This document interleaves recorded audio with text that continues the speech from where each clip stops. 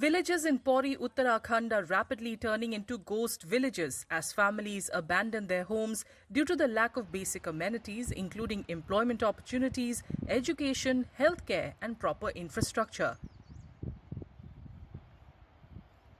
Although a migration commission was set up to examine the causes of this large-scale migration, residents expressed disappointment, accusing the commission of failing to address the issue effectively.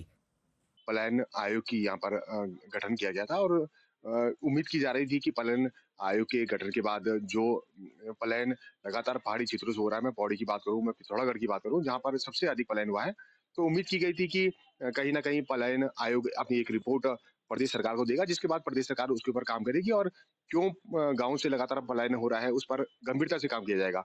मगर आप दुर्भाग्य देखिए कि पलायन आयोग का यहाँ पे गठन तो किया गया, मगर जो पलायन आयोग के उपाध्यक्ष थे वो खुद पलायन करके पौड़ी से चले। जैसे कि पलायन आयोग का जो दफ्तर यहाँ खुला हुआ था, भले बाद में इसका नाम चेंज कर दिया गया है, लेकिन ये सिर्फ दफ्तर ही खुला है, इस पे धरातल पर तो कोई काम हुआ नहीं है। जबकि इन लोगों को काम ये दिया गया था कि जो उत्तराखंड से या पौड़ी से जो पलायन हो रहा है, उसकी अब रिपोर्ट पेश करेंगे कि क्या कारण होंगे।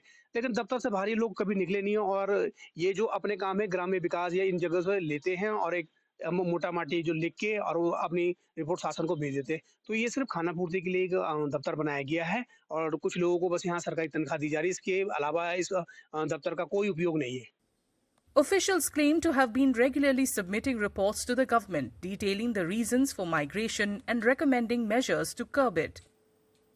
आप लोगों को उस समय जानकारी हुई होगी कि सबसे ज़्यादा जो पलायन हुआ है वो हमारे पौड़ी और अल्मोड़ा डिस्ट्रिक्ट में हुआ है।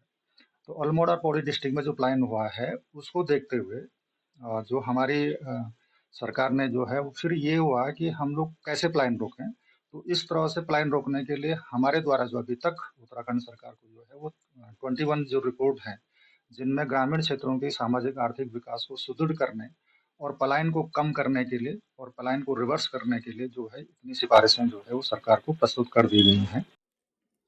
Locals argue that government policies have fueled large-scale migration not only in Pauri but across Uttarakhand. They caution that without proactive measures to ensure basic amenities and employment, these villages will soon be entirely deserted.